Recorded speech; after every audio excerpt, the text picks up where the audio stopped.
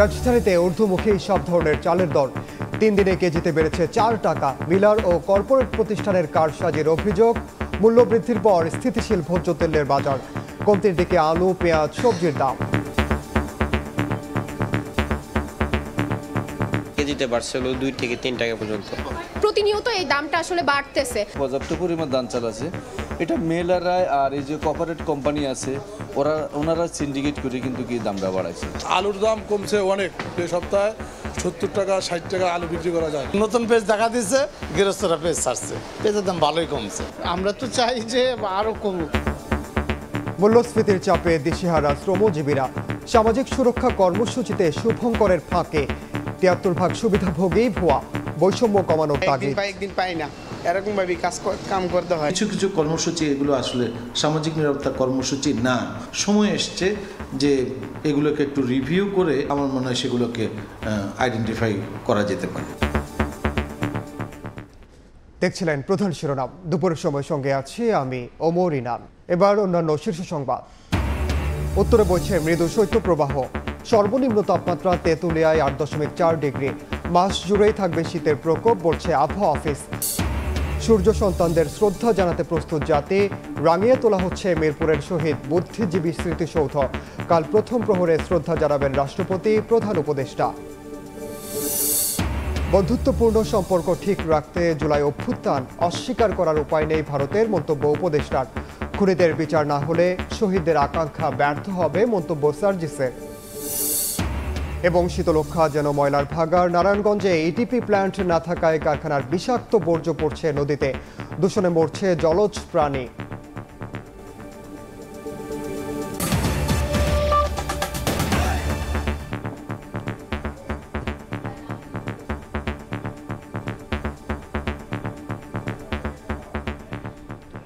সপ্তাহ ব্যবধানে রাজধানীর বাজারে চালের দাম বাড়লেও কমেছে আলু, পেঁয়াজ ও সবজির দাম।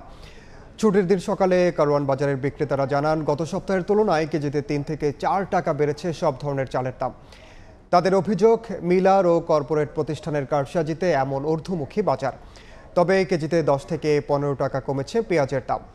সাপ্তাহিক ছুটির দিনে সবজি ও মাছের বাজারেও স্বস্তির দেখা পেয়েছেন ভোক্তারা। রাজধানীর কারওয়ান বাজার ঘুরে রিপোর্ট করেছেন কামরুল হাসান সবুজ। Now the big issue is inflation. We need to do whatever needs to be done. মূল্যস্ফীতি কমাতে বাংলাদেশ ব্যাংকের এমন কঠোর অবস্থান জানানোর পরদিন শুক্রবার সকালে রাজধানীর কারওয়ান বাজারে ঢুকতেই জানা গেল আবারও বেড়েছে চালের দাম। যদিও এর পেছনে সিন্ডিকেটের কারসাজি ছাড়া কোনো যৌক্তিক কারণ খুঁজে পাচ্ছেন না খুচরা বিক্রেতারা।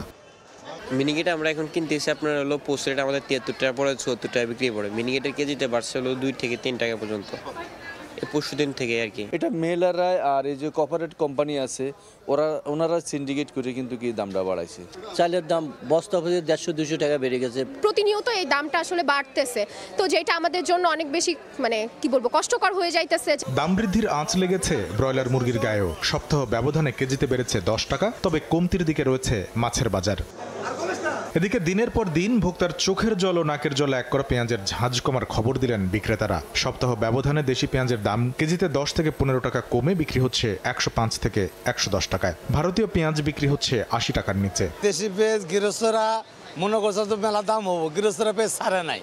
এখন নতুন পেজ দেখা দিচ্ছে, গৃহস্থরা পেজ ছাড়ছে। গত সপ্তাহে ছিল ইন্ডিয়ান 90 টাকা কেজি, এই সপ্তাহে 10 টাকা কেজিতে কম। নতুন পেজ উঠে গেছে, 15 দিনের ভিতরে পেঁয়াজের দাম অর্ধেক হয়ে যাবে। পর্যাপ্ত সরবরাহে কেজিতে 10 থেকে 20 টাকা কমেছে সবজির দাম। 50 থেকে 70 টাকার মধ্যেই মিলছে বেশিরভাগ। তবে ক্রেতাদের দাবি এখনও নামেনি কাঙ্ক্ষিত দামে।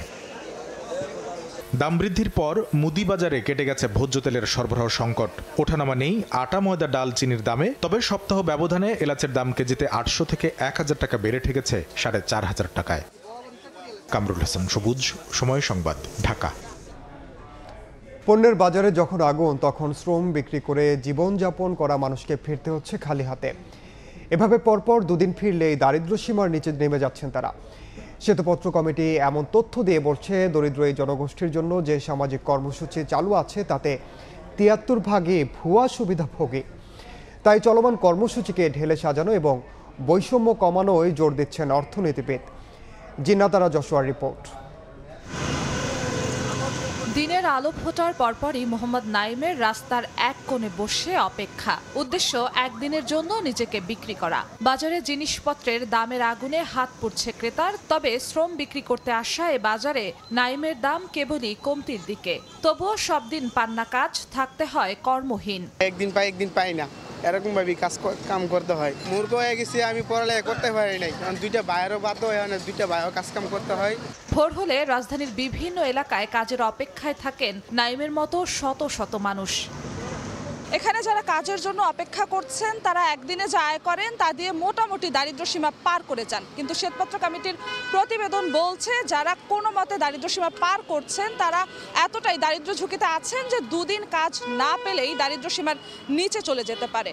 এবং এখানে যারা অপেক্ষা করছেন তারা বেশিরভাগই কাজ পাচ্ছেন না 4 থেকে 5 দিন ধরে। একটা না মনে করেন 7 দিনও হয় না, আমি 100 দেশে গেছি, পরে আবার ধার উদ্ধার করে আবার আইছি। 7টার সময় আইছি, 8-9টা ঘন্টা বই থেকে কাম না হলে যাই। এই মাস বইরেই কাম নাই। 3.5 মাসে 15 দিন কাম, সপ্তাহে পর একদিন। পিছিয়ে পড়া জনগোষ্ঠীকে এগিয়ে নিতে আছে সরকারের সামাজিক সুরক্ষা কর্মসূচি, সেখানেও শুভঙ্করের ফাঁকি। শ্বেতপত্র প্রতিবেদন বলছে 2022 সাল পর্যন্ত এই কর্মসূচির আওতায় সুবিধাভোগীর মধ্যে 73% ভুয়া, আবার যা পাচ্ছেন সেটাও প্রয়োজনের তুলনায় নগণ্য। সামাজিক সুরক্ষা খাতে একজন বয়স্ক, বিধবা, প্রতিবন্ধী যখন ভাতা পান মাত্র 500 থেকে 800 টাকা, তখন একই খাতে মোটা অঙ্কের টাকা চলে যায় সরকারি, আধা সরকারি, চাকরিজীবী ও বিভিন্ন ধরনের অবসর ভাতায়। বিশেষজ্ঞরা বলছেন দারিদ্রতার সঙ্গে লড়াই করা মানুষের সংখ্যা কমাতে বাড়াতে হবে কর্মসংস্থানের সুযোগ, আর দিচ্ছেন ভুয়া সুবিধাভোগী ঠেকাতে সামাজিক সুরক্ষা কর্মসূচিকে ঢেলে সাজানোর পরামর্শ। কিছু কিছু কর্মসূচি এগুলো আসলে সামাজিক নিরাপত্তা কর্মসূচি না, অন্তর্ভুক্ত নাও হতে পারে। তো সেটি আমার মনে হয় এখন একটা সময় এসছে যে এগুলোকে একটু রিভিউ করে সেটা ministry of social welfare, ministry of finance, অর্থাৎ এই যে সামাজিক সুরক্ষা খাতের যারা এটার সাথে সংশ্লিষ্ট, particularly cabinet division, general economic division, সবাই মিলে বসে আমার মনে হয় সেগুলোকে আইডেন্টিফাই করা যেতে পারে। দারিদ্র পরিস্থিতি চোখে আঙুল দিয়ে দেখাচ্ছে ধনী গরিব বৈষম্যের প্রকট চিত্র। শ্বেতপত্রের প্রতিবেদন জানাচ্ছে 10 ভাগ ধনীদের হাতেই দেশের 85 ভাগ সম্পদ কুক্ষিগত হয়ে আছে। জিন্নাতারা যশোয়া, সময় সংবাদ, ঢাকা। এবার শীতের খবর। উত্তরের জনপদে জেঁকে বসেছে শীত, বইছে মৃদু শৈত্যপ্রবাহ, বৃষ্টির মতো ঝরছে কুয়াশা। চলতি মৌসুমে দেশের সর্বনিম্ন তাপমাত্রা পঞ্চগড়ে 8.4 ডিগ্রি সেলসিয়াস রেকর্ড করেছে আবহাওয়া অফিস। ঘন কুয়াশায় আচ্ছাদিত চারপাশ, কাছের দূরত্বও দৃষ্টিসীমার আড়াল। হিমেল হাওয়া আর কনকনে ঠান্ডায় জবুথবু উত্তরের জনপদ। হেমন্ত বিদায়ের বাকি আরও 2 দিন। এবার আগে ভাগেই প্রকৃতিতে দখল নিয়েছে শীত। দিনের আলো নিভে যাবার সঙ্গে সঙ্গে অন্ধকারের সঙ্গে পাল্লা দিয়ে নেমে আসে কুয়াশা। টুপটাপ শব্দে ঝরে পড়ে বৃষ্টির মতো শিশির। সকালের আলো ফুটলেও দীর্ঘ সময় দেখা মেলে না সূর্যের। দিনেও সড়ক মহাসড়কগুলোতে হেডলাইট জ্বালিয়ে চলে যানবাহন। শীতের তীব্রতায় বেড়েছে ছিন্নমূল ও শ্রমজীবী মানুষের দুর্ভোগ। ঠান্ডা উপেক্ষা করেই বের হতে হচ্ছে কাজের সন্ধানে। এদিকে হিমহাওয়া থেকে বাঁচতে রাস্তার পাশে খড়কুটো জ্বালিয়ে উত্তাপ নিতে দেখা গেছে অনেককে। প্রচন্ড ঠান্ডা পড়ছে, চলতে পারছি না, কাজ হচ্ছে না, ঘুরে বাড়ি যাচ্ছে, তারপরে খাবো কি? এই বছরের মধ্যে এই চলতি 1 সপ্তাহের মধ্যে সবচেয়ে বেশি ঠান্ডা। গত কয়েকদিন ধরে উত্তরের জেলা পঞ্চগড়ে তাপমাত্রা 10 থেকে 12 ডিগ্রির ঘরে ওঠানামা করলেও শুক্রবার তা মৃদু শৈত্যপ্রবাহে রূপ নিয়েছে। সর্বনিম্ন তাপমাত্রা 8.4 ডিগ্রি সেলসিয়াস রেকর্ড করা হয়েছে। আগামী কয়েকদিন সারা দেশে দিন ও রাতের তাপমাত্রা কিছুটা কমতে পারে বলে জানিয়েছে আবহাওয়া অফিস। এদিকে ঘন কুয়াশার কারণে পাটুরিয়া, দৌলতদিয়া, আরিচা, কাজিরহাট ও দাউপাড়া, নাজিরগঞ্জ নৌ রুটে বৃহস্পতিবার মধ্যরাত থেকে বন্ধ ছিল ফেরি চলাচল। পরিস্থিতি কিছুটা ভালো হলে 7 ঘন্টা পর স্বাভাবিক হয় নৌ চলাচল। সর্দার মোহাম্মদ আরিফ, সময় সংবাদ। এ বিষয়ে আলোচনার জন্য স্টুডিওতে আছেন সহকর্মী তাজওয়ার মাহমুদ, যাচ্ছে তার কাছে। তাজওয়ার, গত কয়েকদিন ধরে আমরা দেখছি যে শীত আসলে একেবারেই বলা যায় জেঁকেই বসেছে। রাজধানীর অবস্থাও একই রকম, কিন্তু উত্তরের জনপদ বরাবরই শীত একটু বেশি পড়ে, এবারও কিন্তু তার ব্যতিক্রম হয়নি। একেবারে আমরা যেটি দেখতে পাচ্ছি যে পঞ্চগড়ে আছে 8.4 ডিগ্রি সেলসিয়াস তাপমাত্রা রেকর্ড করা হয়েছে। সামগ্রিকভাবে আপনার কাছে আসলে শীতের কি খবর আছে, আবহাওয়া অফিস কি বলছে? যেমনটি আপনি বলছিলেন এবং প্রতিবেদনও দেখছিলাম যে পঞ্চগড়ে আজকে সর্বনিম্ন 8.4 ডিগ্রি সেলসিয়াস তাপমাত্রা রেকর্ড করা হয়েছে। এছাড়াও কিন্তু চুয়াডাঙ্গা এবং রাজশাহী এই দুটি জেলাতে 10 ডিগ্রি সেলসিয়াসের নিচে অর্থাৎ 9.7 এবং 9.8 ডিগ্রি সেলসিয়াস তাপমাত্রা রেকর্ড করা হয়েছে। এর পাশাপাশি কিন্তু আমরা দেখেছি যে যশোরে আজকে 10.6 ডিগ্রি সেলসিয়াস অর্থাৎ আজকের দিনে যে তাপমাত্রা সেটা এই বছরের মধ্যে সবথেকে সর্বনিম্ন এবং আগামী কয়েকদিনে কিন্তু এই তাপমাত্রা কিছুটা বাড়বে অর্থাৎ শীত কিছুটা কমবে আগামী 2 দিনে, এমনটি আবহাওয়া অধিদপ্তর বলছে। তবে তার পরবর্তীতে আবার কিন্তু শীত বাড়ার একটি আশঙ্কা রয়েছে। 20 ডিসেম্বরের পর থেকে শীত ক্রমান্বয়ে বাড়বে এবং আমাদের দেশে কিন্তু আসলে প্রতি বছর জানুয়ারি মাসটিকে সবথেকে বেশি শীতপ্রবণ বলা হয়, কিন্তু এবছর দেখা যাচ্ছে যে ডিসেম্বরে কিন্তু একটু বেশি শীত পড়ছে অর্থাৎ যেটি জলবায়ু পরিবর্তনের একটি লক্ষণ যে ডিসেম্বরে একটু এগিয়ে এসেছে যে শীতের যে প্রকোপটা সেটি এবছর একটু আগে ভাগেই পড়ছে। এবং দেখা যাচ্ছে যে আবহাওয়া অধিদপ্তর যেমনটি বলছে যে রাজধানীতে সর্বনিম্ন এবছর 12 ডিগ্রি সেলসিয়াস শীত পড়তে পারে, যদিও আজকে সেটি 15 ডিগ্রির উপরে এবং চলতি বছর দ্রুত শীত পড়ছে যেমনটি আপনাকে বলছিলাম। এবং আরেকটি বিষয় হচ্ছে যে কুয়াশার মাত্রা, জলবায়ু পরিবর্তনের কারণে কুয়াশার মাত্রা কিন্তু বাড়ছে এবং কুয়াশার মাত্রা মধ্যরাত থেকে রাত থেকে পরদিন দুপুর পর্যন্ত অনেক জেলায় কিন্তু আছে, অর্থাৎ এই বিষয়টাও কিন্তু একটি জলবায়ু পরিবর্তনের জনিত কারণেই। এবং আমরা এই বিষয়ে আরেকটু জানবো, আপনার কাছে আলোচনায় ফিরবো। তার আগে আমি একটু আবহাওয়া অধিদপ্তরে জানতে চাই ডক্টর মোহাম্মদ বজলুর রশিদের কাছে যে এবছর আসলে আগে শীত পড়ার কারণটা কি এবং সামনের দিনে কি এরকম শীতের প্রকোপটা সেটি বাড়তে থাকবে কিনা। ডক্টর বজলুর রশিদ যদি একটু আমাদেরকে জানাতেন। আচ্ছা, থ্যাংক ইউ। আসলে এবছরে শীতটা কিছুটা আগেই চলে এসেছে, যেটা হচ্ছে পশ্চিমা বাতাস যে কারণে শীতটা হয় সেটার প্রভাবটা এখন বেশি রয়েছে। এবং দেখা যাচ্ছে যে আজকে আপনার লোয়েস্ট তাপমাত্রা আজকে রেকর্ড হয়েছে 8.4 ডিগ্রি সেন্টিগ্রেড এবং আগামী আরও 2 দিন তাপমাত্রা কিছুটা কমবে, যেটা মৃদু আকারে যে কোল্ড ওয়েভ আছে এই এলাকা হচ্ছে কিছুটা বিস্তার লাভ করবে। বিষয় হচ্ছে যে কুয়াশা আসলে এত দীর্ঘ সময় ধরে থাকছে কেন? আপনার আগামী পরশুদিন থেকে কিছুদিন তাপমাত্রা বাড়বে। কুয়াশা এত সময় দীর্ঘ সময় ধরে থাকছে কেন আসলে সেটি বিষয়ে আবহাওয়া অধিদপ্তর কি বলছেন বা আপনাদের পর্যবেক্ষণ কি? হ্যাঁ, এটা হচ্ছে গত কয়েক বছর থেকে কুয়াশার টাইমটা বেড়ে যাচ্ছে। এর মেন কারণ হচ্ছে কুয়াশা পিসার কারণে হচ্ছে আপনার এয়ার পলিউশন, ডাস্ট পার্টিকেল এবং হচ্ছে আপনার এবং আরও ট্রান্সবাউন্ডার পলিউশন রয়েছে। এবং দেখা যাচ্ছে এবছর কুয়াশাটা আগেই চলে এসেছে, হয়তো এটা আপনার দীর্ঘ সময় কুয়াশা থাকতে পারে এবং এই কুয়াশার কারণে হয়তো আপনার শীতের তীব্রতা এবছর বেশি থাকবে আশা করা যায়। ধন্যবাদ আপনাকে ডক্টর বজলুর রশিদ। তাজওয়ার, যেমনটা তিনি বলছিলেন যে আসলে বায়ু দূষণের কারণে এই কুয়াশা যাচ্ছে না এবং এই কুয়াশার কারণে শীত আরও বাড়তেও পারে আগামী 2 দিন, বিশেষ করে তিনি বলছিলেন। আমরা পার্শ্ববর্তী দেশ যদি ভারতের কথা বলি, দিল্লিতে যে বায়ু দূষণ, পাকিস্তান এমনকি আফগানিস্তানেও বায়ু দূষণ আমরা যে হারে দেখছি। আপনি সম্প্রতি একটি গবেষণা ইয়াতে নিশ্চয়ই দেখেছেন যে ঢাকার বাতাসে এতটাই বিষাক্ত যে সাধারণ মানুষ প্রায় 22 থেকে 23টা সিগারেট খাওয়া সমান হয়ে যায়। জি, বিষয়টা হচ্ছে যে প্রত্যেক বছর এমনকি আবহাওয়া অধিদপ্তরের 40 বছর এটি তুলনামূলক বিশ্লেষণ তারা করেছে, গবেষণা করেছে, যেখানে দেখা গেছে যে কুয়াশার যেই সময় ব্যাপ্তি সেটি কিন্তু বেশি বাড়ছে। অর্থাৎ গত বছরের তুলনায় কিন্তু এবছর কুয়াশার যে ব্যাপ্তি, দিনের সানশাইন যেটাকে বলে যে রোদের আলো, সেটি কিন্তু পাওয়া যাচ্ছে না, ফলে কিন্তু দিনের তাপমাত্রাও বেড়ে যাচ্ছে। এই যে সামগ্রিক বিষয়টি কিন্তু জলবায়ু পরিবর্তনের কারণে এবং বায়ু দূষণ যেটি ঢাকায় আসলে প্রত্যেক বছরই বাড়তে থাকে, সেই বায়ু দূষণের কারণে কিন্তু এই বিষয়টি হয়ে থাকছে। বায়ু দূষণকে কিন্তু কুয়াশা তৈরি করার জন্য একটি সহায়ক বস্তু এবং এর পাশাপাশি বায়ু দূষণের ফলে কিন্তু কুয়াশা যেটি দীর্ঘস্থায়ী হওয়ার বিষয়টি সেটিও আসলে থাকছে। তাজওয়ার, আপনাকে অসংখ্য ধন্যবাদ আমাদের সঙ্গে যুক্ত হওয়ার জন্য। অসংখ্য ধন্যবাদ। স্টুডিওতে যুক্ত ছিলেন সহকর্মী তাজওয়ার মাহমুদ। দেশের সূর্য সন্তান শহীদ বুদ্ধিজীবীদের প্রতি শ্রদ্ধা জানাতে সব ধরনের প্রস্তুতি সম্পন্ন হয়েছে। এর মধ্যে মিরপুরের শহীদ বুদ্ধিজীবী স্মৃতিসৌধ চত্বর পরিষ্কার পরিচ্ছন্ন করার পাশাপাশি রাঙিয়ে তোলা হয়েছে লাল রঙে। 14 ডিসেম্বর প্রথম প্রহরে জাতির সূর্য সন্তানদের স্মরণে শহীদ বুদ্ধিজীবী স্মৃতিসৌধে ফুল দিয়ে শ্রদ্ধা জানাবেন রাষ্ট্রপতি, প্রধান উপদেষ্টা সহ সব শ্রেণী পেশার মানুষ।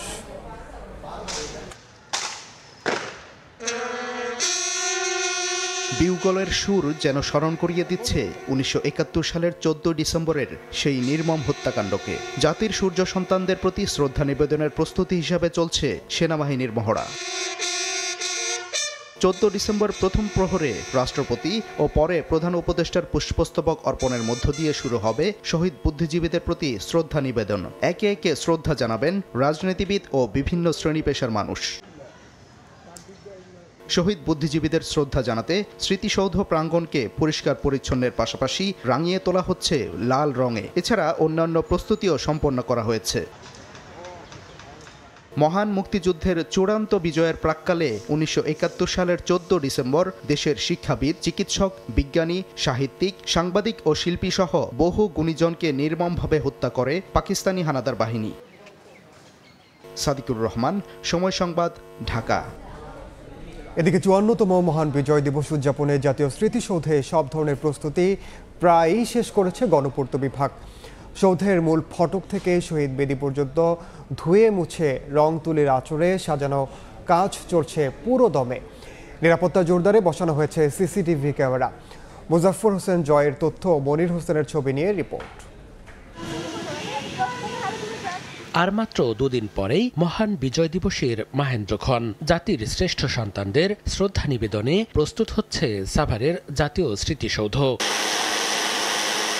গত এক মাস ধরে চলছে ধোয়া মোছা, পরিষ্কার পরিচ্ছন্নতা সহ সৌন্দর্য বর্ধনের কাজ।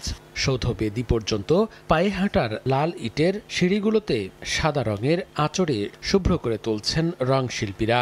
বাগানে লাগানো হচ্ছে গাঁদা সহ নানা বাহারি ফুলের চারা। পুরো সৌধ এলাকাকে পানি দিয়ে ধুয়ে মুছে চকচকে করার পাশাপাশি ঘাস ও গাছের ডালপালা ছেঁটে পরিপাটি করার কাজ করছেন কর্মচারীরা। পরিষ্কার পরিচ্ছন্নতার কাজ করতেছি, এখানে রং তুলির কাজ করতেছি। প্রায় কাজ শেষের পর্যায়ে, আর 1 বা 2 দিন করলে শেষ হবে। মাঠের ঘাস যেখানে বড় আছে সেগুলো কেটে ঝাড়ু দিয়ে পরিষ্কার করে দিচ্ছে। স্মৃতিসৌধ এলাকার নিরাপত্তা জোরদার করতে গুরুত্বপূর্ণ স্থানগুলোতে সিসিটিভি বসানোর কাজও প্রায় শেষ মুহূর্তের প্রস্তুতি ঝালাই করে নিচ্ছেন 3 সশস্ত্র বাহিনীর সদস্যরা। পুরো স্মৃতিসৌধ কমপ্লেক্সকে ধুয়ে মুছে পরিষ্কার পরিপাটি করা, ফুল দিয়ে সাজানো, রং তুলির কাজ, সিসি ক্যামেরা স্থাপন, লেক সংস্কার সহ সকল কার্যক্রম সম্পন্ন করেছি। 16 ডিসেম্বর মহান বিজয় দিবসের প্রথম প্রহরে রাষ্ট্রপতি, প্রধান উপদেষ্টা মণ্ডলীর সদস্য ও বিদেশি কূটনীতিকদের শ্রদ্ধা নিবেদনের পর সর্বসাধারণের জন্য উন্মুক্ত করা হবে সৌধ এলাকা। সময় সংবাদ, সাভার। বন্ধুত্বপূর্ণ সম্পর্ক ঠিক রাখতে জুলাই অভ্যুত্থানকে ভারতের অস্বীকার করার উপায় নেই বলে মন্তব্য করেছেন পরিবেশ উপদেষ্টা সৈয়দা রিজওয়ানা হাসান। বলেন, রাজনৈতিক কারণে ভারতের সঙ্গে সম্পর্কের আকাশে যে মেঘ এসেছিল দুদেশের স্বার্থেই তা সরাতে হয়েছে। সকালে রাজধানীর গুলশানে শব্দ দূষণ নিয়ন্ত্রণে সচেতনতা বৃদ্ধির কর্মসূচিতে অংশগ্রহণ শেষে সাংবাদিকদের প্রশ্নের জবাবে এ কথা বলেন তিনি। এর আগে অনুষ্ঠানে প্রধান অতিথির বক্তব্যে শব্দ দূষণ রোধে ব্যক্তিগত ও সামাজিক সচেতনতা বৃদ্ধির উপর জোর দেন উপদেষ্টা। আইন শৃঙ্খলা রক্ষা বাহিনীকে প্রায়োগিক ক্ষমতা দিয়ে দ্রুতই শব্দ দূষণ নিয়ন্ত্রণ আইন পাশ করা হবে বলেও জানান তিনি। এছাড়াও ঢাকা শহরের বায়ু দূষণ নিয়ন্ত্রণে পুরনো ফিটনেসবিহীন বাস, পার্শ্ববর্তী এলাকার ইটভাটা, শহরের ভাঙাচোরা সড়কসহ বিভিন্ন প্রয়োজনীয় পদক্ষেপ গ্রহণ করতে টাস্কফোর্স গঠন করা হয়েছে বলেও জানান পরিবেশ উপদেষ্টা।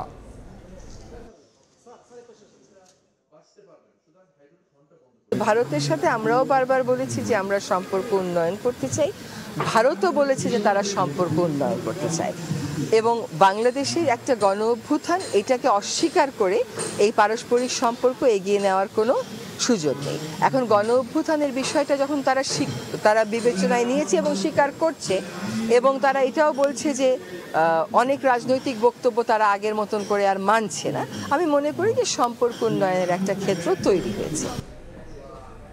জুলাই আগস্ট অভ্যুত্থানে খুনিদের বিচার না হলে শহীদদের আকাঙ্ক্ষা ব্যর্থ হবে বলে মন্তব্য করেছেন জুলাই শহীদ স্মৃতি ফাউন্ডেশনের সাধারণ সম্পাদক সার্জিস আলম।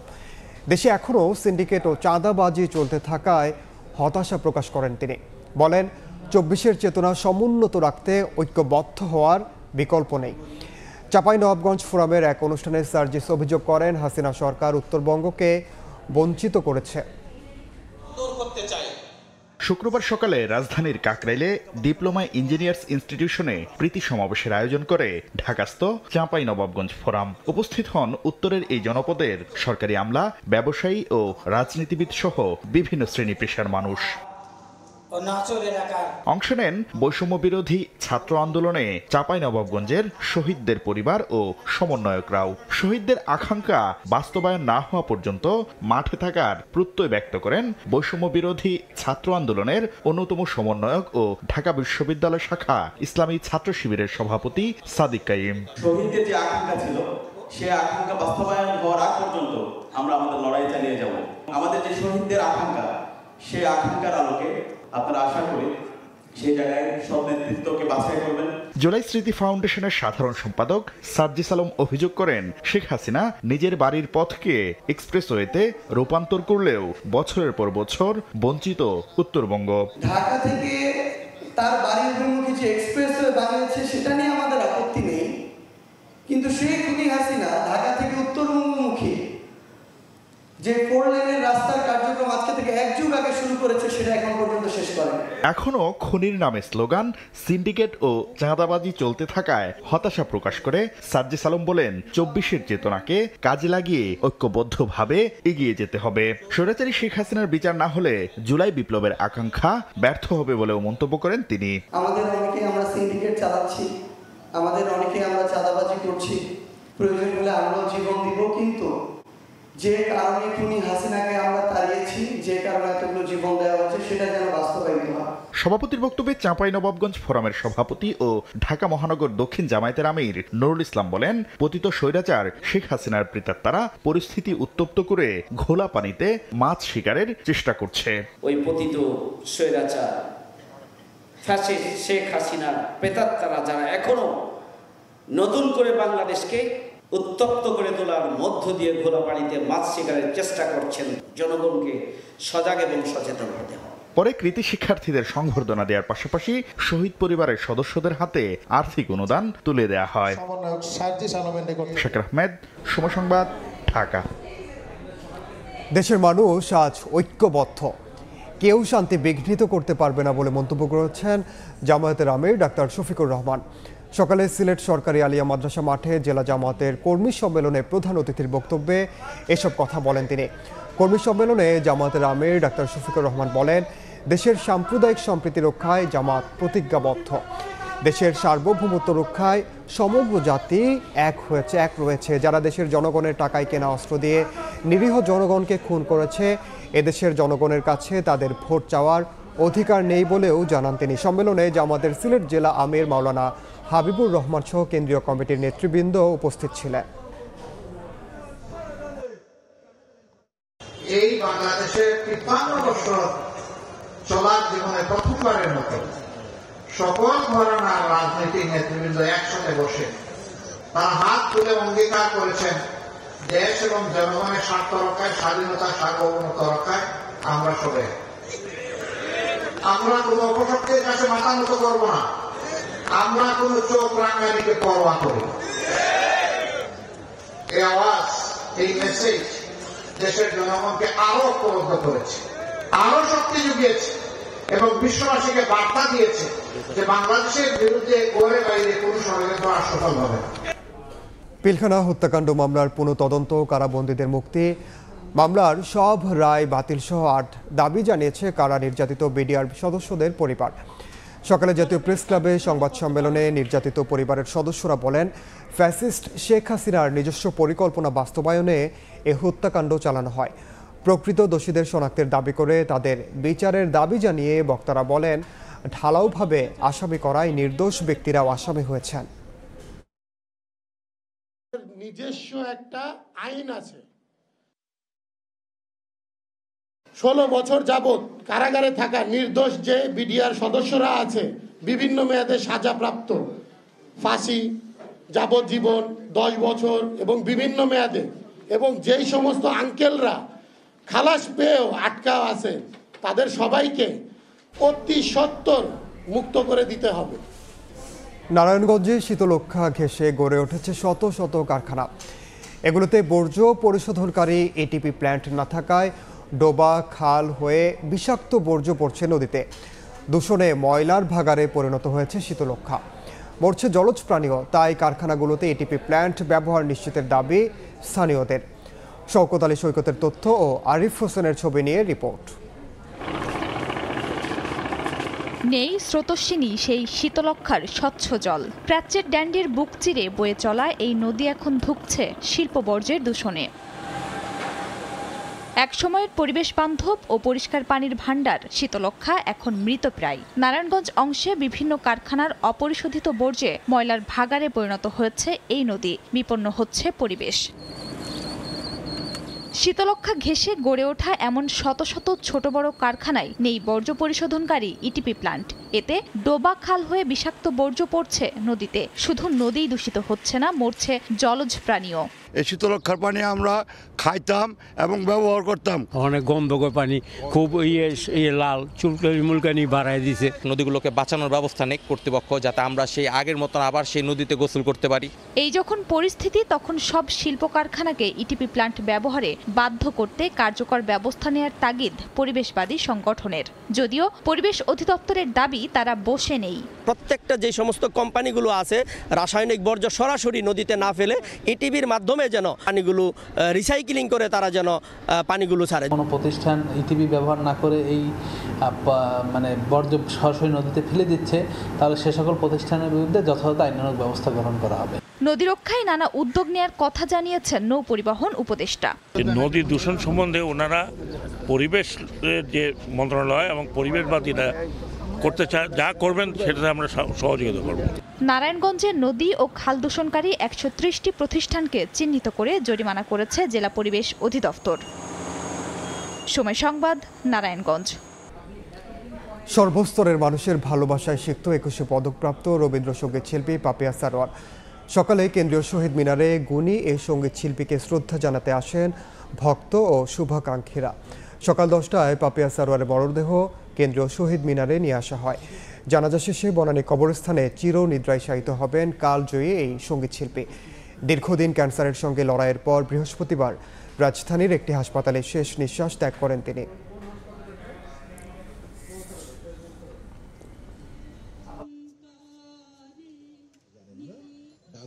গাছের নিচে একটি সবই রাখা রয়েছে।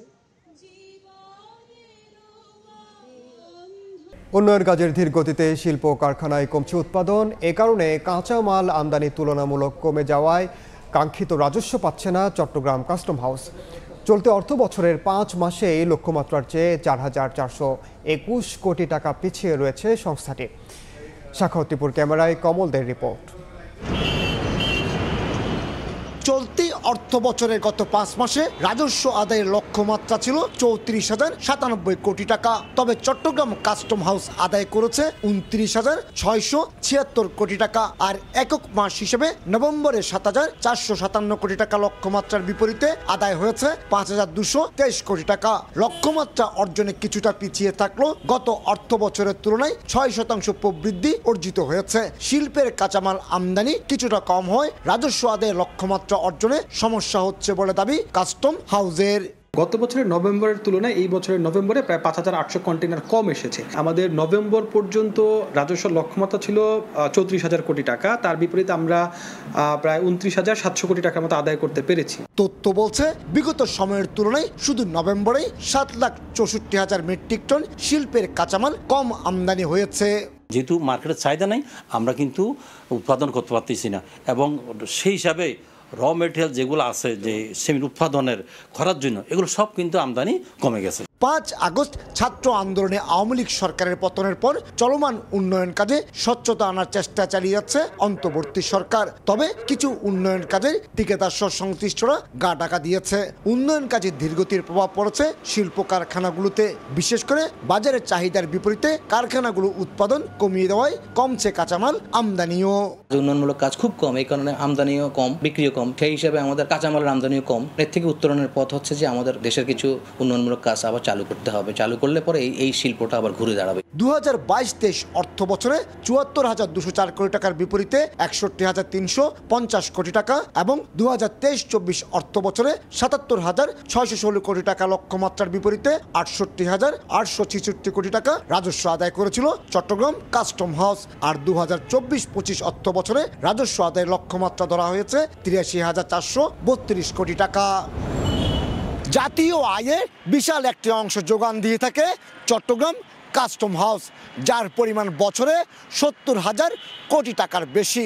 মূলত চট্টগ্রাম বন্দর দিয়ে আমদানি রপ্তানি পণ্য থেকে যে রাজস্ব আদায় হয় তাই জাতীয় আয়ে যুক্ত হচ্ছে। আর তাই রাজস্ব বাড়াতে চট্টগ্রাম কাস্টম হাউসের বিদ্যমান সংকটগুলো কাটানোর কথা বলছেন ব্যবসায়ীরা। চট্টগ্রাম কাস্টম হাউস থেকে কমল দে, সময় সংবাদ।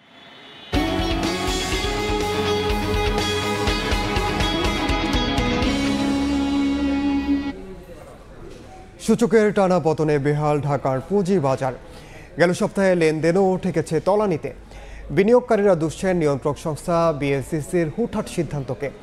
ভালো কোম্পানির শেয়ারের দাম কমলেও দীর্ঘমেয়াদে ক্ষতির সম্ভাবনা নেই বলে জানান পুঁজি বাজারে তারল্যের যোগানদাতা প্রতিষ্ঠান আইসিবির চেয়ারম্যান আবু আহমেদ।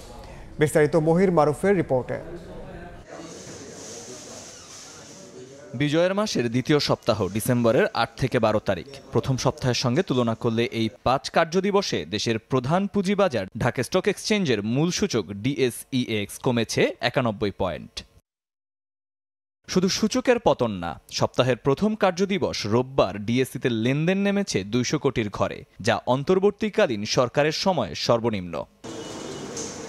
সাধারণ বিনিয়োগকারীরা বলছেন বাইব্যাক আইন চালু না করা, মার্জিন ঋণ বহাল রাখা আর নিয়ন্ত্রক সংস্থার ঘন ঘন সিদ্ধান্তে বাজারের এই বেহাল দশা। মার্কেটে বেচে কেনাও নাই আর বাড়ার কোনো লক্ষণ দেখতেছি না, আমাদের তা আশা শেষ। শেয়ার মার্কেট এমনি খুব খারাপ অবস্থায় আছে, তার মধ্যে কিছু সিদ্ধান্ত নেতিবাচক প্রভাব পড়ে। 3 বছর যাবৎ ওভারঅল এভারেজে নিচের দিকে আছে, মানে উপরের দিকে যাওয়ার তেমন দেখতেছি না। বাজারে এখন বলার মতন আমাদের কিছুই নেই, আর এই বাজারটা দেখার মতন আমার মনে হয় কেউই নেই।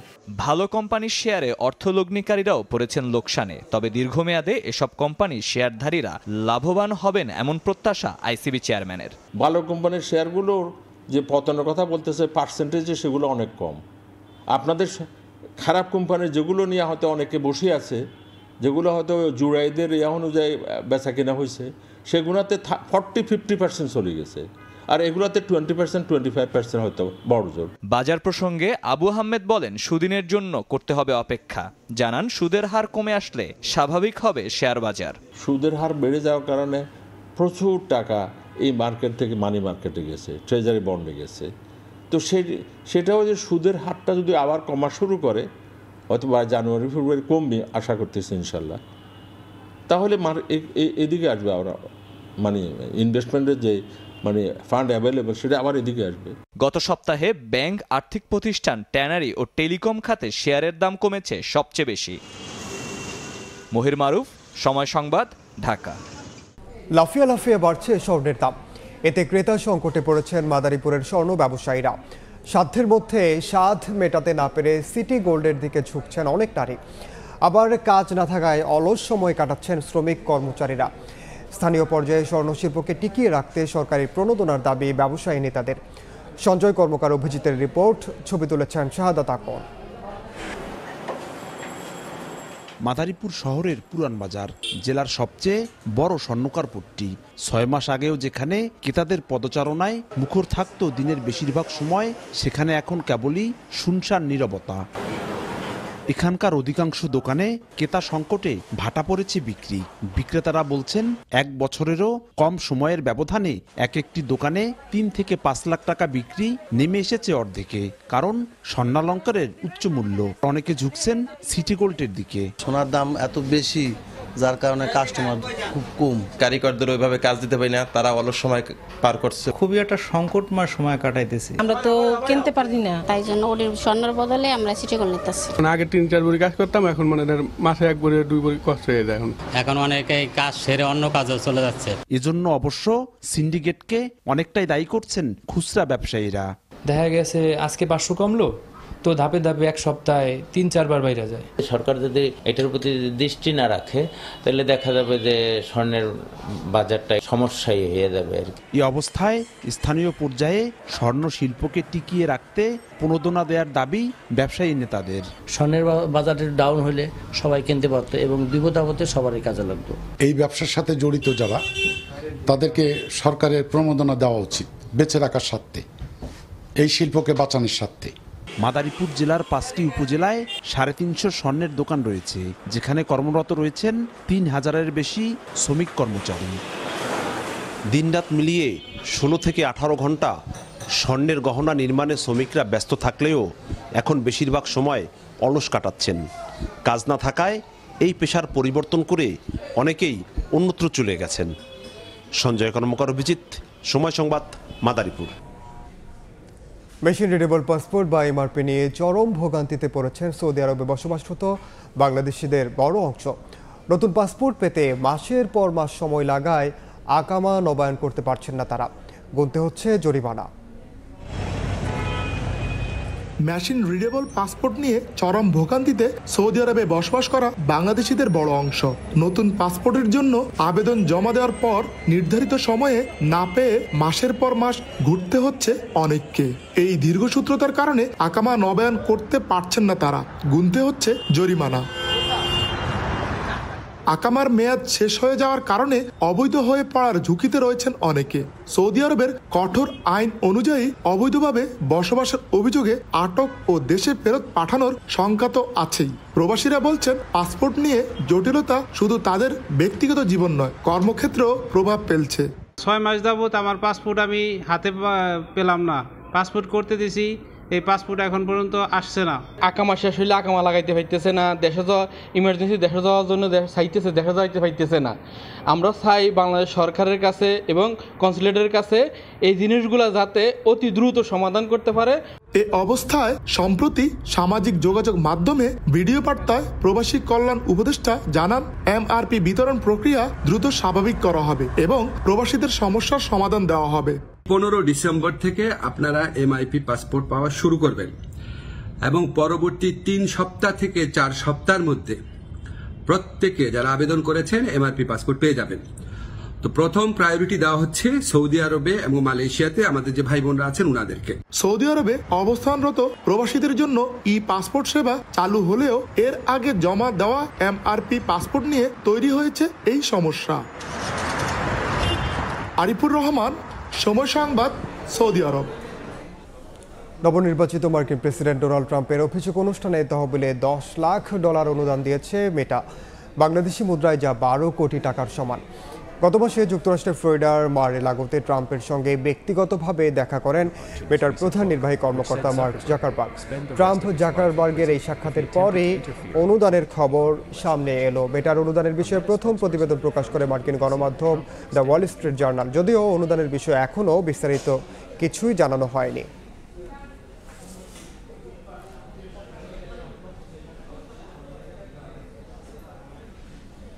খেলার খবর। শ্রীলঙ্কায় বসে সুখবর পেলেন সাকিব আল হাসান, উতরে গেলেন বোলিং অ্যাকশন পরীক্ষায়। ইংল্যান্ডে খেলতে আর বাধা নেই দেশের অলরাউন্ডারের। সেপ্টেম্বরে সাকিবের অ্যাকশন নিয়ে প্রশ্ন তুলেছিল কাউন্টি কর্তৃপক্ষ। চলতি মাসের শুরুতেই বার্মিংহামে পরীক্ষা দেন তিনি। পরীক্ষা শেষে পেলেন স্বস্তির খবর।